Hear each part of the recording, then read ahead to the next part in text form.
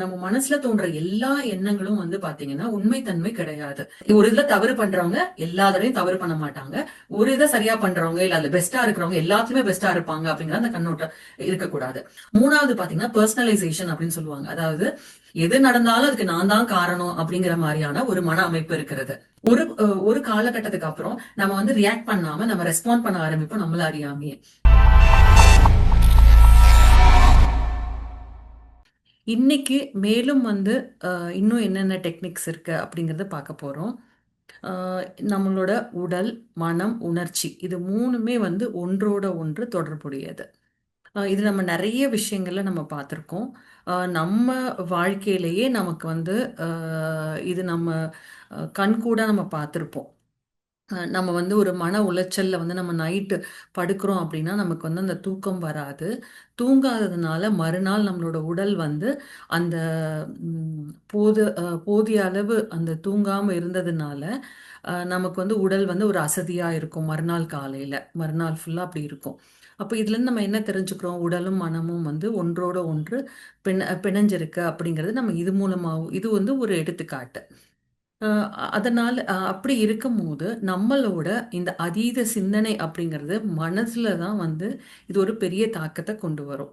அப்ப எல்லாரும் என்ன நினைச்சிடுறாங்கன்னா, இந்த மன அமைப்பை வந்து நம்ம சரி பண்ணா எக்ஸ்டர்னலா நம்ம அதை சரி பண்ணிட்டோம் அப்படின்னா எல்லாமே சரியாயிடும் அப்படின்னு வந்து நம்பிக்கை இருக்கு பரவலா.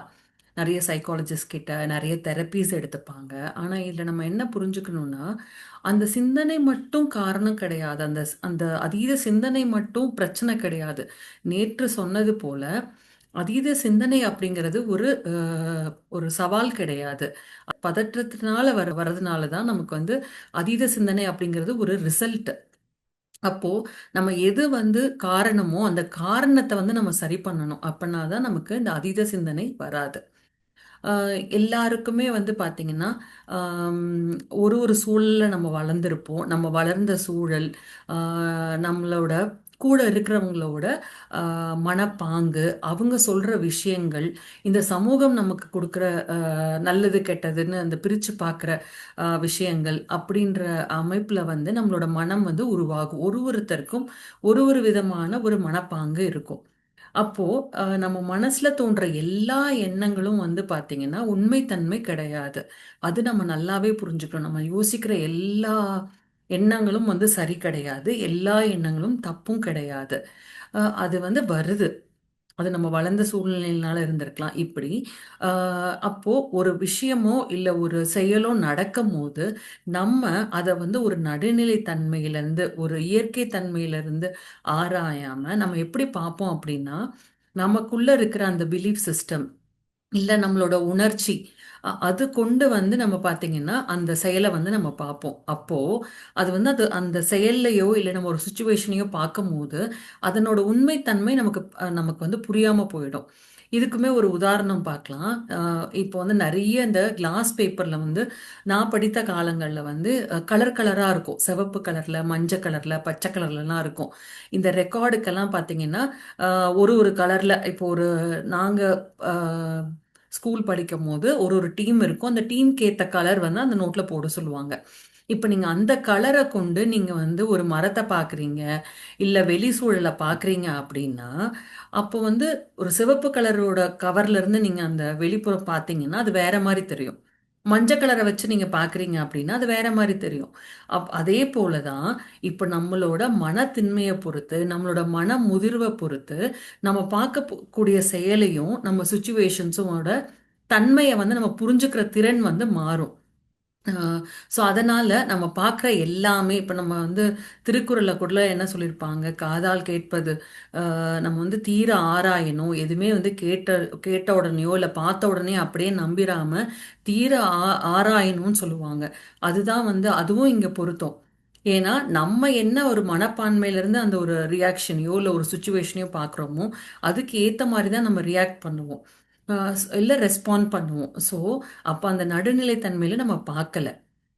இது வந்து ஒருத்தருக்கும் அதனால தான் வந்து பார்த்தீங்கன்னா பல நேரங்களில் ஒரு சுச்சுவேஷன் வந்து ஒருத்தருக்கும் வேற வேற மாதிரியான கண்ணோட்டத்தில் பார்க்கறதுனால வேற வேற மாதிரியான புரிதல் ஒருத்தருக்கும் இருக்கு. அப்போ நம்ம எல்லாருமே வந்து ஒரே கண்ணோட்டத்தில் பார்த்தோன்னா ஒரே மாதிரி புரிஞ்சிருக்கும். இப்போ வேற வேற கண்ணோட்டங்களில் பார்க்கறதுனால தான் ஒருத்தருக்கு அது தவறாக தெரியுது, ஒருத்தங்களுக்கு அது வந்து சரியாக தெரியுது. இதை நம்ம வந்து புரிஞ்சுக்கணும்.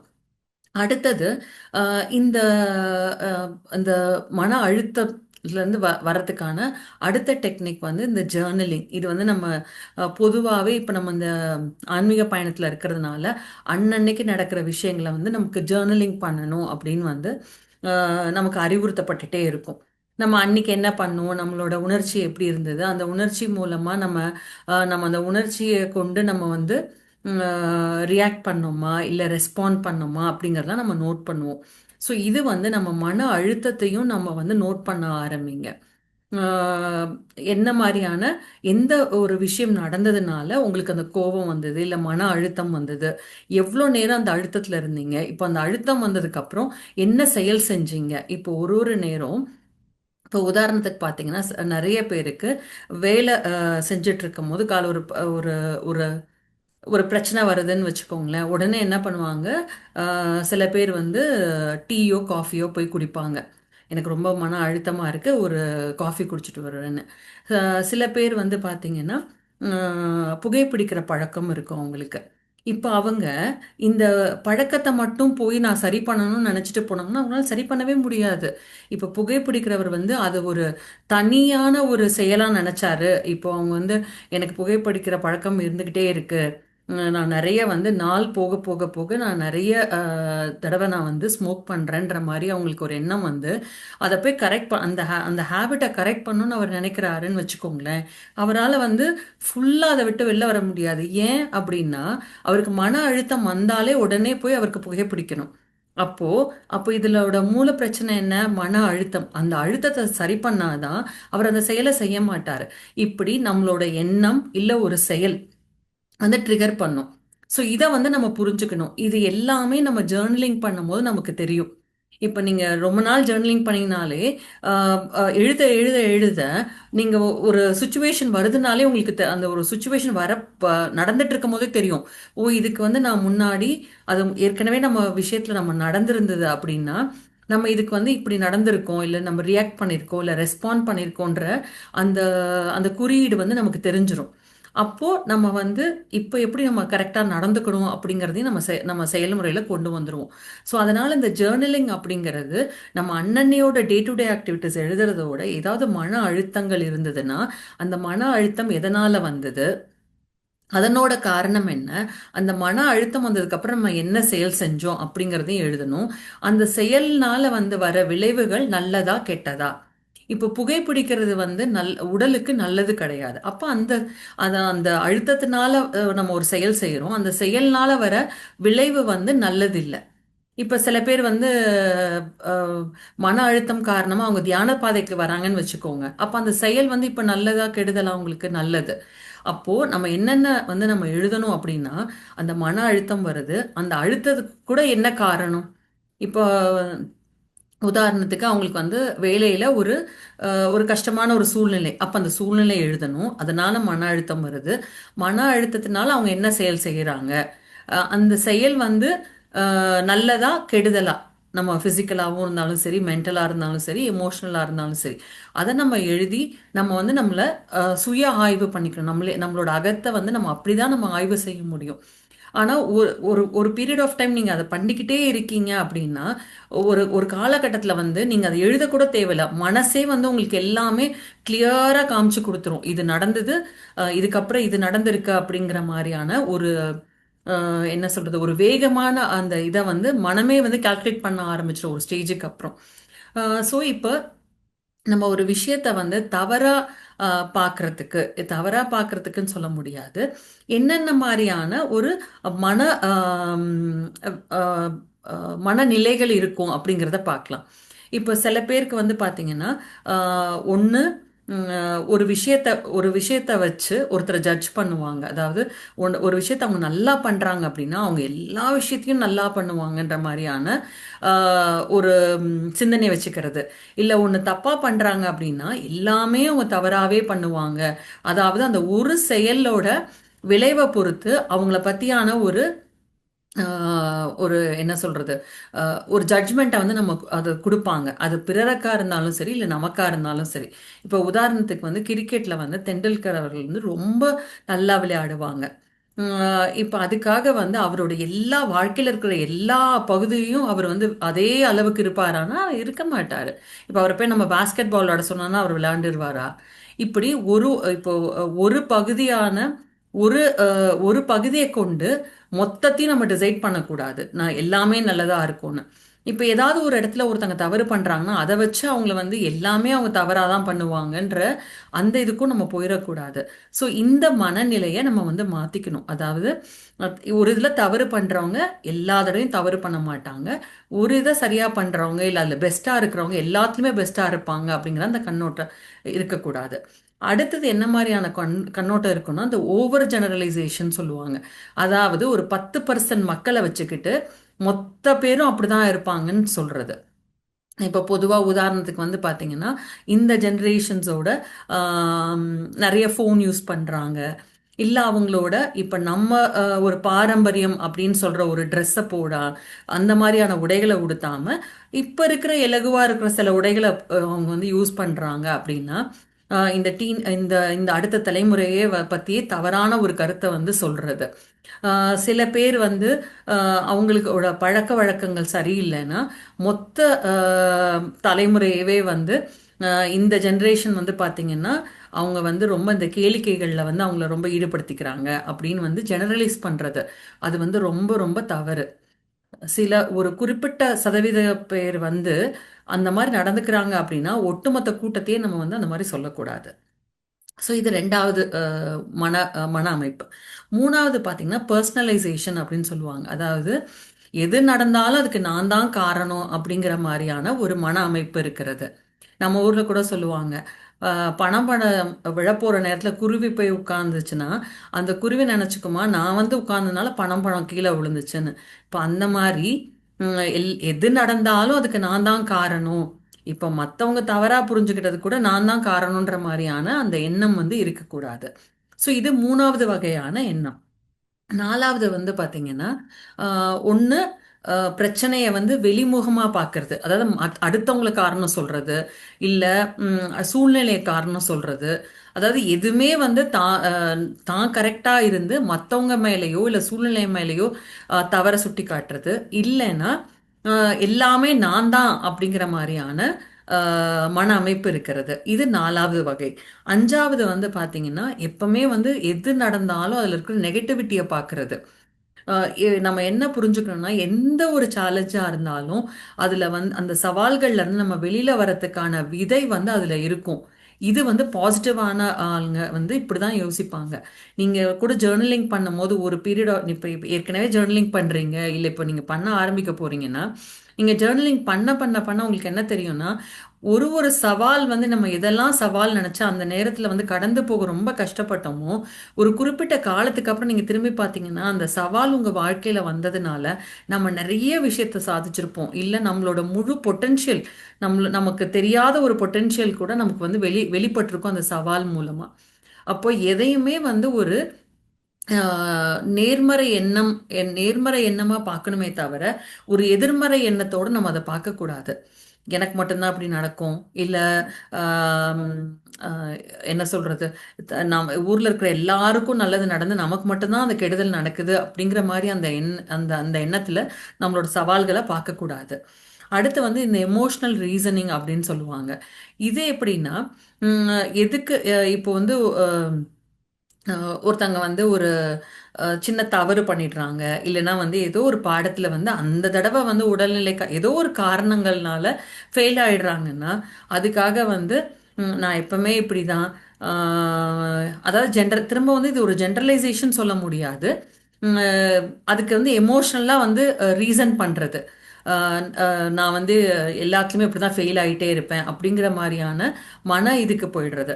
இது வந்து பாத்தீங்கன்னா ஒரு முக்கியமான ஒரு மன அமைப்புகள். இந்த மாதிரியான மன அமைப்புகளை வச்சுக்கிட்டு நம்ம வெளிப்புறம் இந்த மாதிரி மன அமைப்புகளை வச்சு நம்ம வெளியில பாக்குறோம் அப்படின்னா நமக்கு நமக்கு சுத்தி நடக்கிற விஷயங்கள்ல இருக்கிற அந்த உண்மைத்தன்மை நமக்கு புரியாது.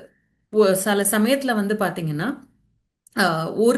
ஒரு இது மட்டும் இல்லாம 2, 3 மன அமைப்புகள் இப்போ வந்து பர்சனலைசேஷன், அந்த நம்ம ஒரு விஷயத்த பார்க்கும்போது அது ஒரு பர்சனலைசேஷனாகவும் பார்க்கலாம், இல்லை ஒரு நெகட்டிவ் ஒரு 2, 3 காம்பினேஷன் சேர்ந்து கூட அந்த பிரச்சனையை வந்து நம்ம வந்து பார்த்துருப்போம். அப்படி பார்க்கறதுனால நமக்கு அடுத்த உடனே நம்ம அதீத சிந்தனைக்கு போயிடுவோம். இப்போ இப்போ இந்த இடத்துல வந்து நம்ம வந்து என்ன பண்ணணும் அப்படின்னா நம்மளோட எண்ணங்கள், ஏன்னா இந்த சிந்தனை, இந்த அதீத சிந்தனை எங்கிருந்து வருது, நம்மளோட சிந்தனையிலிருந்து வருது. அப்ப நம்ம சிந்தனையை வந்து நம்ம வந்து ஆய்வு பண்ண ஆரம்பிக்கணும். நம்ம ஏற்கனவே சொன்ன மாதிரி ஒரு சிந்தனை வருது, அந்த சிந்தனை நல்லதா கெடுதலா, அது உண்மையிலேயே உண்மைதானா, இருக்கிற எல்லா சிந்தனையும் உண்மைத்தன்மை இருக்கு, வர சிந்தனையில எல்லாமே உண்மைத்தன்மை இல்லைன்றதை நம்ம தெரிஞ்சுக்கிட்டோம். ஸோ அதை வந்து நம்ம வந்து பகுத்தாய்வு பண்ணணும். அடுத்து வந்து இந்த எமோஷன்ஸ், இந்த உணர்ச்சிகள், இந்த உணர்ச்சி வசப்படுறது அப்படிங்கிறது வந்து பார்த்தீங்கன்னா ஒரு குறிப்பிட்ட கால நிமிடங்கள் மட்டும்தான் இருக்கும். நிமிடங்கள், நல்லா நோட் பண்ணிக்கோங்க, இது நிமிடங்கள் மட்டும்தான் இருக்கும். அந்த உணர்ச்சி ஒரு பிரவாகம் வருது இல்லையா, நீங்க ஒரு சுச்சுவேஷனா இருக்கட்டும், இல்லை யாரோ ஒருத்தங்க ஏதோ ஒரு விஷயத்த சொல்றாங்க, அதெல்லாம் நமக்கு ஒரு கோவமோ ஒரு கவலையோ ஒரு பதற்றமோ வருதுன்னா அந்த உணர்ச்சி பிரவாகம், அந்த எமோஷனல் அவுட்பர்ஸ்ட் அப்படிங்கிறது சில நிமிடங்கள் மட்டும்தான் இருக்கும். அந்த நிமிடங்களை நம்ம கடந்துட்டோம் அப்படின்னா ஒரு விழிப்புணர்வோட நம்ம அதுல இருந்து நம்ம விடுபட்டுருவோம். ஆனா முக்கால்வாசி நேரங்கள்ல நம்ம அந்த எமோஷனல் அந்த உணர்ச்சி வசப்படும் போது அந்த எமோஷனல் அவுட்பர்ஸ்ட்ல வந்து நம்ம அந்த நிமிடங்களையும் கடந்து சில அவுட்பர்ஸ்ட்ல வந்து நம்ம வந்து நாள் நாள் கணக்காக, வார கணக்கு, மாத கணக்கு, வருஷ கணக்காக கூட நம்ம அதை கேரி பண்ணுவோம். ஸோ இதில் நம்ம நல்லா புரிஞ்சுக்க வேண்டியது, அந்த உணர்ச்சி பிரவாகம்ங்கிறது ஒரு நிமிடங்கள் மட்டும்தான் இருக்கும் நம்ம வாழ்க்கையில. இப்போ நம்ம அதையும் நம்ம நோட் பண்ண ஆரம்பிக்கிறோம் அப்படின்னா நம்ம வந்து அதை எப்படி ஹேண்டில் பண்றது அப்படிங்கிறத நம்ம முதல்ல நம்ம தெரிஞ்சுக்க முடியும். அதற்கான வழியை வந்து நம்ம யோசிக்க முடியும். இப்போ நம்ம அந்த ஜேர்னலிங் பண்ணும் போதே அடுத்து வந்து நம்ம ஒரு விஷயத்துல நம்ம ரியாக்ட் பண்ணிட்டோம் அப்படின்னு நம்ம நினைச்சோம் அப்படின்னா அடுத்து வந்து இந்த சுச்சுவேஷனுக்கு நான் எப்படி ரெஸ்பாண்ட் பண்றதை நம்ம யோசிக்க ஆரம்பிக்கணும். அதையும் நம்ம சைட்ல நம்ம நோட் பண்ணிட்டே இருந்தோம்னா ஒரு காலகட்டத்துக்கு அப்புறம் நம்ம வந்து ரியாக்ட் பண்ணாம நம்ம ரெஸ்பாண்ட் பண்ண ஆரம்பிப்போம் நம்மள அறியாமையே. ஸோ இதுவும் அந்த எமோஷ்னல் கண்ட்ரோல் அப்படிங்கிறதும் நம்ம வாழ்க்கையில் ரொம்ப ரொம்ப முக்கியம். எமோஷனில் வந்து நம்ம எமோஷனல் கண்ட்ரோல் அப்படின்னா இங்கே நம்ம எமோஷனலை கண்ட்ரோல் பண்ண சொல்லலை, அந்த எமோஷனை வந்து அந்த அந்த உணர்ச்சி பிரவாகம் அந்த நிமிடங்கள் மட்டும் அதில் இருந்துக்கிட்டு அதனோட தாக்கத்துலேருந்து நம்ம வெளியில் வந்துடணும். முதல்ல இந்த நிமிடங்கள் தான் இருக்கும் அப்படிங்கிறது நம்ம மனசில் ஆழ பதிஞ்சிருச்சு அப்படின்னா அதுலேருந்து நம்ம வெளியில் வர்றது ரொம்ப ரொம்ப இயல்பு. இந்த இடத்துல வந்து நான் என்னோட வாழ்க்கையில நடந்த ரொம்ப முக்கியமான ஒரு விஷயத்த சொல்லி உங்களுக்கு இந்த அதீத சிந்தனை, இந்த தாட் பேட்டர்ன்ஸ் எப்படி வருது, ஏன்னா நம்ம ஒரு விஷயத்த நம்ம திரும்ப திரும்ப நினைக்கும் போது அது அப்படியே நமக்கு வாழ்க்கையில நமக்கு ஒரு பேட்டர்னா வந்து அது மாறிடும்.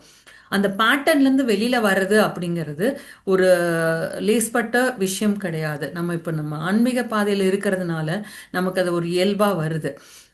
நம்ம வந்து நம்மளால நம்ம அகத்தாய்வு பண்ண முடியுது, ஆனா ஒரு காமன் மேனுக்கு அது பண்ண முடியாது அவ்வளோ ஈஸியா.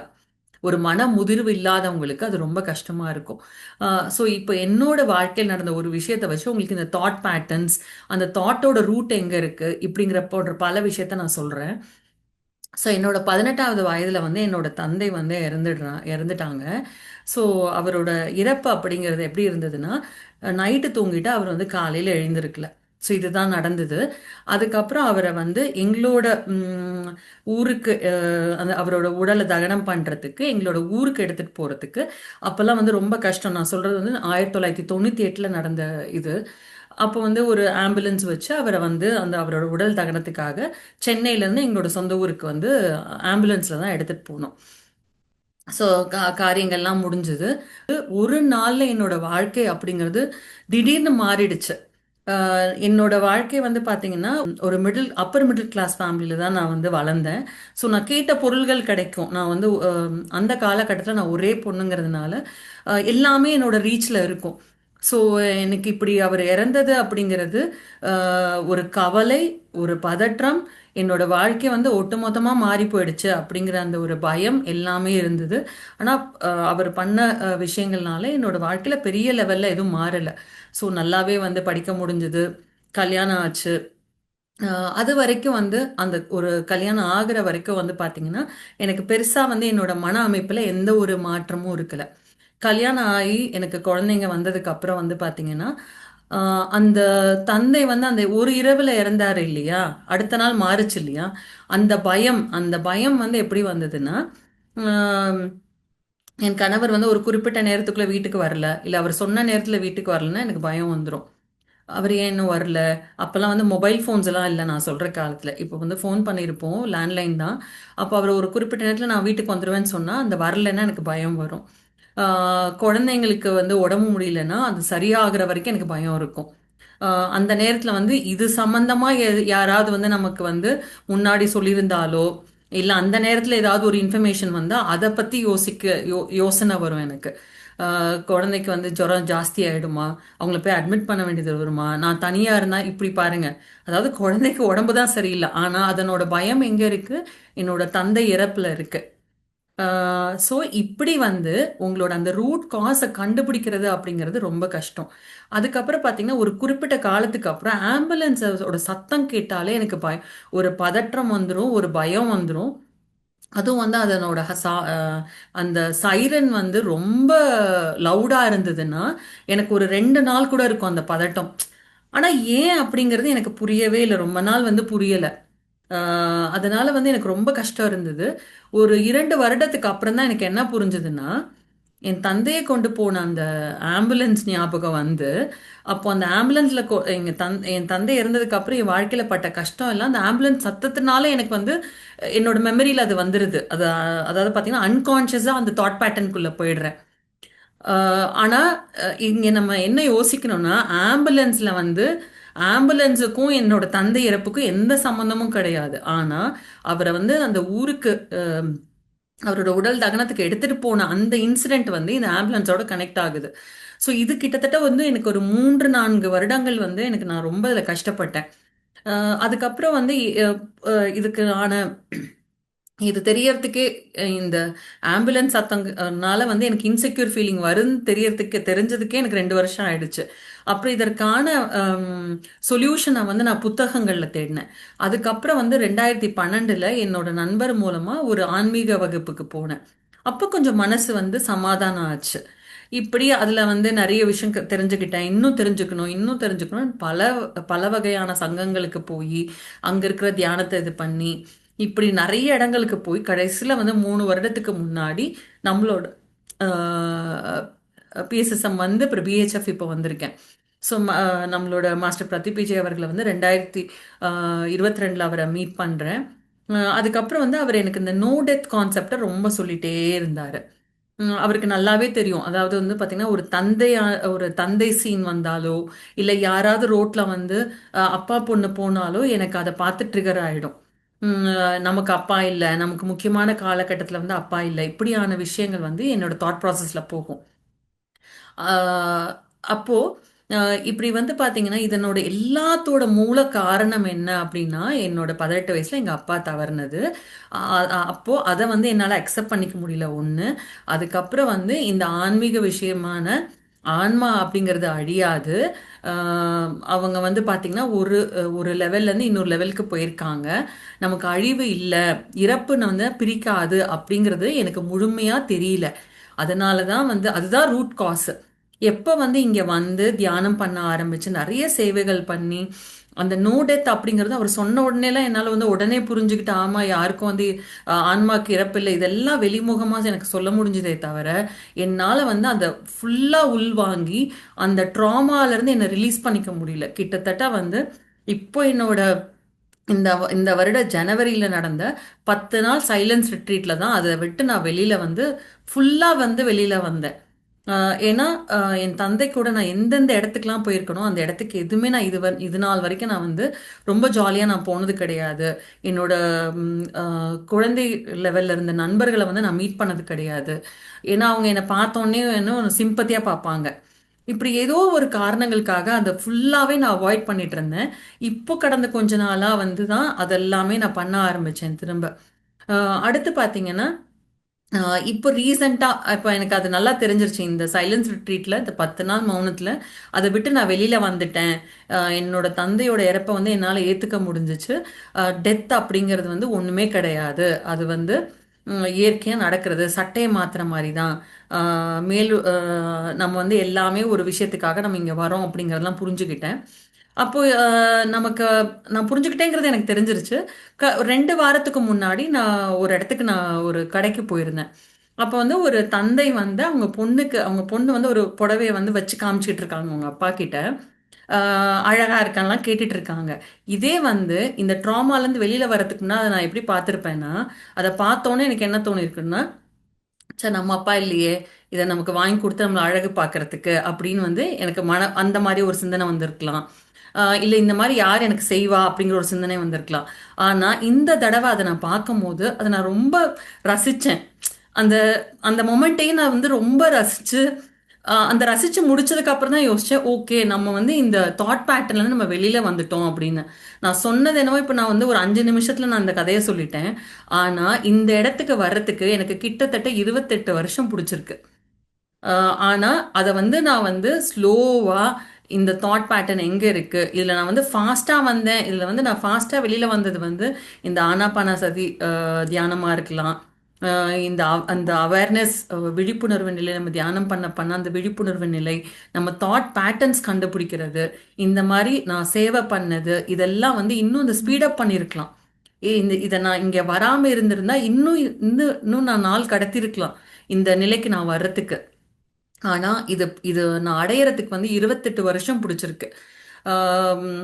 அப்படி இப்போ இதுல இருந்து நான் சொல்ல வர்றது என்னன்னா, ஒரு தாட் வருது அப்படின்னா அந்த தாட்டோட ரூட் காஸ் என்ன அப்படிங்கறத நம்ம கண்டுபிடிக்கணும்.